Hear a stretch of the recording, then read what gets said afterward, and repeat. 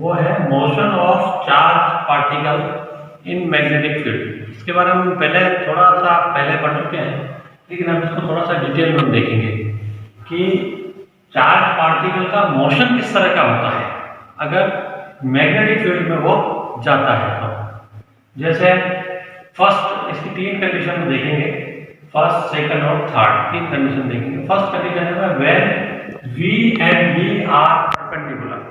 अगर जो velocity vector है, ये वेलोसिटी वेक्टर और मैग्नेटिक फील्ड वेक्टर ये दोनों एक दूसरे के परपेंडिकुलर है। जैसे ये v है और ये वेलोसिटी वेक्टर v है, दोनों एक दूसरे के परपेंडिकुलर है। तो परपेंडिकुलर है तो जो फोर्स लगेगा v को b की तरफ घुमाइए, ऐसे घुमाएंगे तो फोर्स इस तरफ बाहर की तरफ लगेगा, ऐसे F फोर्स।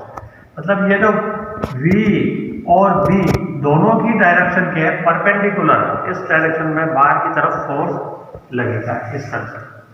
ठीक है, मतलब मान लेते हैं कि जो b है वो b ऐसे है, इस तरह से, ऐसे b है और वेलोसिटी इस तरह से, मतलब कोई पार्टिकल ऐसे नीचे से लेकर, मतलब नीचे से ऊपर की तरफ आ रहा है और मैग्नेटिक फील्ड इस डायरेक्शन में इस पर लग रहा है। और पार्टिकल जैसे ही इसमें आएगा और मैग्नेटिक फील्ड के अंदर आएगा तो इस पार्टिकल पर, ये कोई पार्टिकल है, इस पार्टिकल पर ऐसे फोर्स लगेगा, इस तरह से फोर्स लगेगा। मतलब हर समय उस पार्टिकल पर हर समय परपेंडिकुलर फोर्स लगेगा, v के परपेंडिकुलर फोर्स लगेगा। क्यों लगेगा और वो कितना होगा force? Fm = qv cross b, qvb sin theta, और sin थीटा क्या है? 90 डिग्री, तो sin 90 1 होता है।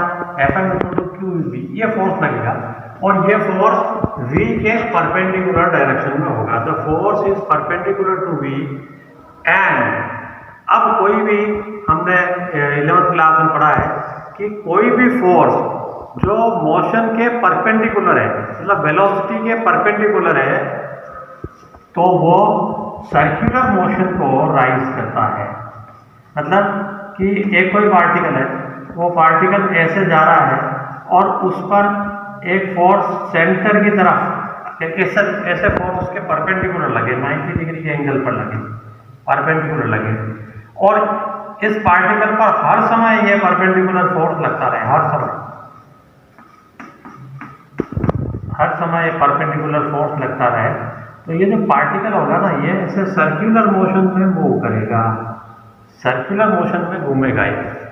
मतलब जो सेंट्रीपिटल फोर्स होता है ना, जो सेंट्रीपिटल फोर्स क्या होता है कि सर्कुलर मोशन में कोई पार्टिकल है तो उस पार्टिकल पर हर समय उसकी जो वेलोसिटी होती है, उस वेलोसिटी के परपेंडिकुलर डायरेक्शन में फोर्स लगता है, जो कि सेंटर की तरफ होता है और जो सर्कल के सेंटर की तरफ होता है, यह सेंट्रीपिटल फोर्स होता है। तो यहाँ हमारे पास ये जो क्यूबी फोर्स है ना, वो भी इसी तरह का फोर्स है।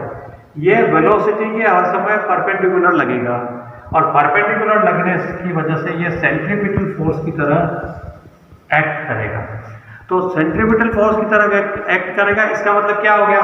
इसका मतलब ये हुआ कि जो पार्टिकल है ना, मैग्नेटिक फील्ड में इस तरह से घूमने लगेगा, सर्कुलर मोशन में घूमने लगेगा पार्टिकल। तो particle will move in circular path, circle में चलने लगेगा। मतलब अगर यूँ कह दें कि यहाँ इस डायरेक्शन में मैग्नेटिक फोर्स है और वेलोसिटी इस डायरेक्शन में है, तो हर समय उस पर वेलोसिटी पर ऐसे फोर्स लगेगा तो वो जो पार्टिकल है ना, वो ऐसे सर्कुलरली मोशन करने लगेगा, ऐसे घूमने लगेगा particle circularly. Next second condition देखें। सेकंड कंडीशन में ये जो Fm qb क्रॉस b है ना, या bb sin थीटा, इसमें ये मान लें हम कि v b के पैरेलल है, मतलब कि v और b एक ही डायरेक्शन में है, v और b एक ही डायरेक्शन में है। इसका मतलब दोनों के बीच में जो एंगल है वो थीटा 0 डिग्री एंगल है। 0 एंगल है तो ये Fm इक्वल हो जाएगा qvb sin थीटा की जगह sin 0 हो गया, और sin 0 की वैल्यू 0 होती है, इसलिए qb × 0 = 0 आ जाएगा। मतलब कोई फोर्स नहीं लगेगा। मतलब जब वेलोसिटी और मैग्नेटिक फील्ड दोनों एक दूसरे की डायरेक्शन में ही है, तो कोई मैग्नेटिक फोर्स काम नहीं करेगा। मतलब ये हुआ लोरेंज फोर्स जो लगेगा वो 0 लगेगा। मतलब अगर मैग्नेटिक फील्ड की डायरेक्शन ये है और वेलोसिटी की डायरेक्शन भी यही है, इसी डायरेक्शन में पार्टिकल जा रहा है, तो क्या होगा कि इस पार्टिकल पर कोई फोर्स नहीं लगेगा और ये पार्टिकल इसी वेलोसिटी से आगे चलता रहेगा। मतलब the motion of particle remain unchanged. मतलब इस पार्टिकल का मोशन है ये इसमें कोई परिवर्तन नहीं होगा, जैसे जा रहा है वैसे ही जाता रहेगा। ठीक है। थर्ड कंडीशन देखें। थर्ड कंडीशन है when V and B are not perpendicular. Perpendicular नहीं है ये V और B दोनों एक दूसरे के, और इनके बीच में एंगल है थीटा का।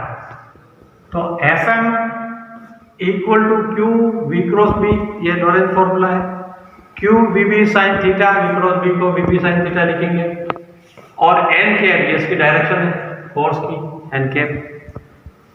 अब इसको हम ऐसे समझ सकते हैं कि x डायरेक्शन जो है ना वो x डायरेक्शन में मैग्नेटिक फील्ड है, x डायरेक्शन में मैग्नेटिक फील्ड है। x और y से इस तरह से एक थीटा एंगल बनाते हुए, x डायरेक्शन से थीटा एंगल बनाते हुए इस तरह से v वेलोसिटी है। तो इस वेलोसिटी वेक्टर के दो कंपोनेंट होंगे, एक होगा vx और दूसरा होगा vy। vx जो कंपोनेंट है ना वो किसकी डायरेक्शन में है, ये b की डायरेक्शन में। मतलब मैग्नेटिक फील्ड की डायरेक्शन में कंपोनेंट है vx, और मैग्नेटिक फील्ड के परपेंडिकुलर डायरेक्शन में है वो कंपोनेंट है vy। दो कंपोनेंट है हमारे पास में, vx और vy। तो हम यूं कह सकते हैं कि component of velocity along b, मतलब जो वेलोसिटी के मतलब b के अलोंग, b की डायरेक्शन में वेलोसिटी का कंपोनेंट क्या है, vx। ये जो vx कंपोनेंट है, ये vx कंपोनेंट पर कोई फोर्स नहीं लगेगा। क्यों? क्योंकि vx और b तो सेम डायरेक्शन में है ना। जब सेम डायरेक्शन में हो गया v और b, तो इनके बीच में कोई इंटरेक्शन नहीं होगा, कोई फोर्स नहीं होगा। तो vx और b सेम डायरेक्शन में है, इसलिए the component of velocity along b remains unchanged. ये कंपोनेंट vx चेंज नहीं होगा, इसमें कोई बदलाव नहीं होगा, vx उतना ही रहेगा। तो क्यों रहेगा? क्योंकि there is no force along b। इस b की डायरेक्शन में कोई फोर्स नहीं लगता है। ये जो q v cross b force है ना, ये फोर्स किस डायरेक्शन में, n कैप की डायरेक्शन में। और n कैप की डायरेक्शन कौन सी है, ये z डायरेक्शन जो है ना वो n कैप की डायरेक्शन, ये n कैप की डायरेक्शन, ये फोर्स की डायरेक्शन है, ये फोर्स की डायरेक्शन है। कैसे कि v को b की ओर घुमाइए, वापस क्रॉस प्रोडक्ट देखते हैं ना, v को b की ओर घुमाइए, पेज किधर निकलेगा, इधर निकलेगा। ये x डायरेक्शन है, ये y डायरेक्शन है, तो ये जो तीसरी डायरेक्शन बनेगी, तीसरा एक्सिस बनेगा वो z एक्सिस बनेगा। तो z की डायरेक्शन में ये फोर्स होगा, z की डायरेक्शन में फोर्स होगा। तो चूंकि b की डायरेक्शन कौन सी x है, इस b की डायरेक्शन में फोर्स नहीं है, इसलिए इस जो vx या जो vx की डायरेक्शन है या vx का जो एम्पलीट्यूड है वो उसमें कोई बदलाव नहीं होगा, vx रिमेन्स अनचेंज्ड। ठीक है।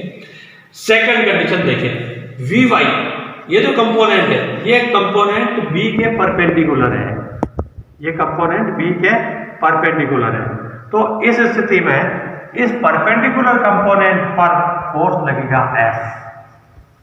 परपेंडिकुलर कंपोनेंट है ना, इसके कारण से फोर्स लगेगा। But the component of the velocity perpendicular to b will be affected force by force Fm। इस फोर्स Fm के कारण ये Vy अफेक्टेड होगा। क्यों होगा? क्योंकि ये जो फोर्स है ना, ये फोर्स Vy पर परपेंडिकुलर लग रहा है। ये Vy की Vy जो है वेलोसिटी, इस पर परपेंडिकुलर लग रहा है। तो ये एक सेंट्रीपिटल फोर्स की तरह काम करेगा, सेंट्रीपिटल फोर्स की तरह काम करेगा। और इसके कारण से क्या होगा, this give rise to circular motion. तो ये सर्कुलर मोशन को राइज करेगा। और अब यूं देखें कि जैसे ये पार्टिकल था, ये पार्टिकल मैग्नेटिक फील्ड इस डायरेक्शन में है और पार्टिकल इस डायरेक्शन में जा रहा है, ऐसे पार्टिकल ऐसे जा रहा है, परपेंडिकुलर नहीं, इस डायरेक्शन में जा रहा है। तो इस पार्टिकल का इस b की डायरेक्शन में, ये vx जो कंपोनेंट है b की डायरेक्शन में कंपोनेंट, वो तो अनचेंज रहेगा, मतलब vx के कारण से ये आगे जा रहा है।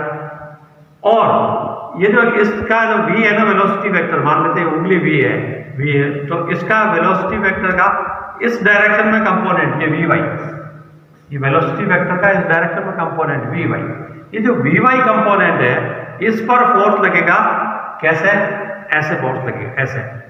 तो क्या होगा कि ये जो पार्टिकल है वो आगे भी बढ़ेगा, लेकिन साथ साथ सर्कुलर ऐसे मोशन करता हुआ आगे बढ़ेगा।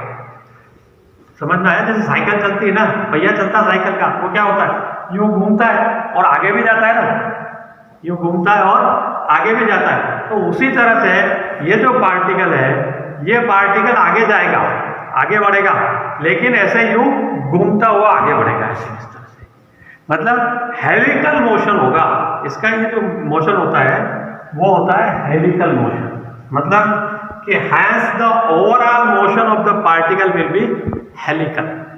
सर्कुलर मोशन तो होगा vy पर, इस fm के कारण सर्कुलर मोशन होगा। और ये जो vx कंपोनेंट है ये अनचेंज रहेगा, मतलब इस x की डायरेक्शन में वेलोसिटी कोई चेंज नहीं हो रही है, x की डायरेक्शन में vx वेलोसिटी से ही चलेगा। और सर्कुलर मोशन इस fm के कारण होगा। तो ऐसे सर्कुलर मोशन भी होगा और इस तरह से लीनियर मोशन भी होगा। तो लीनियर मोशन से आगे बढ़ेगा और सर्कुलर मोशन से सर्कल में चक्कर काटेगा। तो इस तरह से ऐसे आगे चलता जाएगा। उस सर्कुलर मोशन का रेडियस कितना होगा, रेडियस ऑफ सर्कुलर पाथ। तो क्योंकि हम जानते हैं कि ये जो fm आया, fm इक्वल टू qvb, तो सेंट्रीपिटल फोर्स क्या होता है, सेंट्रीपिटल फोर्स आपने 11th क्लास में पढ़ा था। सर्कुलर मोशन में कोई भी पार्टिकल अगर मूव करता है तो उस पर जो सेंट्रीपिटल फोर्स होता है along centre will be mv² upon r। ये mv² upon r centripetal force है। ये जो qvb है यही तो सेंट्रीपिटल फोर्स दे रहा है, मतलब जो पार्टिकल जा रहा था ऐसे इस डायरेक्शन में जा रहा था और उस पर मैग्नेटिक फील्ड इस डायरेक्शन में, फोर्स इस डायरेक्शन में लगा था, ऐसे सर्कुलर मोशन करेगा। और वो सर्कुलर मोशन किसके कारण हो रहा है, इस qvb के कारण हो रहा है। तो ये जो qvb है यही सेंट्रीपिटल फोर्स है। ये तो fm इक्वल टू fr, तो qvb equal to mv² upon r, ठीक है। अब r को इस तरफ ले आए, qvb को उस तरफ ले जाए, तो r equal to mv² upon qvb, ये आ जाएगा। v² और v, ऊपर v² है नीचे v है, तो 2 से 1 हटा, एक भी हटा सकते हैं, तो mv upon qb, r equal to mv upon qb आएगा। ये रेडियस ऑफ सर्कुलर पाथ है। अब आते हैं एंगुलर फ्रीक्वेंसी।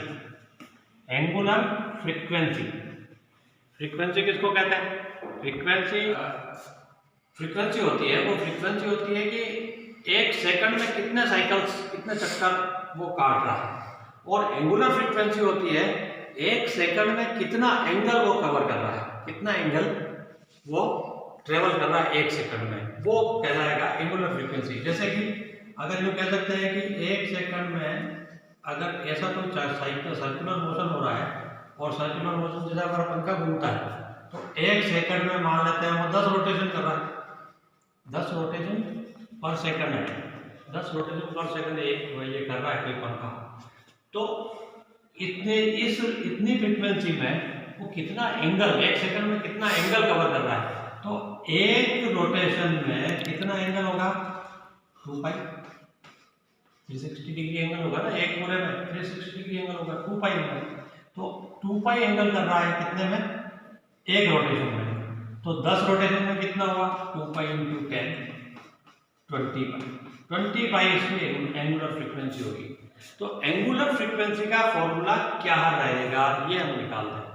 तो एंगुलर फ्रीक्वेंसी v हम जानते हैं 11th क्लास में आपने पढ़ा है सर्कुलर मोशन में कि v equal to r omega होता है, v equal to r omega. और ओमेगा, इससे ओमेगा इक्वल टू आएगा, omega equal to v upon r आएगा।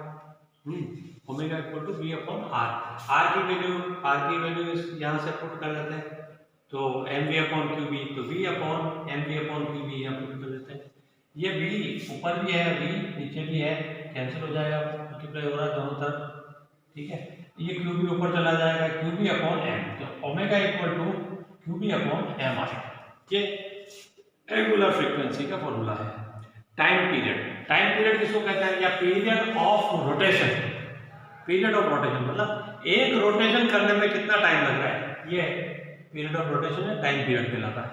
तो ये जो होता है वो होता है t equal to 2 pi upon omega, 2 pi upon omega. Omega की वैल्यू आप क्या निकालें, क्यू बी अपॉन एम, ये यहाँ पर निकाल देते हैं ओमेगा की value Q B upon M, ऊपर चला जाएगा 2 pi M upon Q B, 2 pi M upon Q B. ये टाइम पीरियड मतलब एक रोटेशन में कितना टाइम, एक रोटेशन करने में कितना टाइम लगेगा वो आ जाएगा।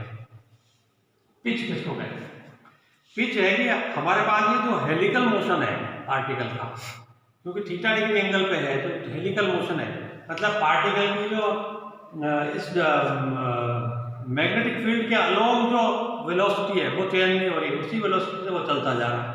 जबकि मैग्नेटिक फील्ड के परपेंडिकुलर जो वेलोसिटी का जो कंपोनेंट है उसके कारण से वो सर्कुलर मोशन कर रहा है, तो सर्कुलर घूमता घूमता हेलिक्स में आगे जाएगा। तो एक टाइम पीरियड में मतलब एक रोटेशन में कितना आगे जाता है वो कहलाता है पिच ऑफ द हेलिक्स, मतलब द डिस्टेंस ट्रेवल्ड और moved along the magnetic field in one rotation of particle. मतलब पार्टिकल जो रोटेशन कर रहा है एक रोटेशन में कितना आगे मूव कर रहा है वो पिच कहलाता है।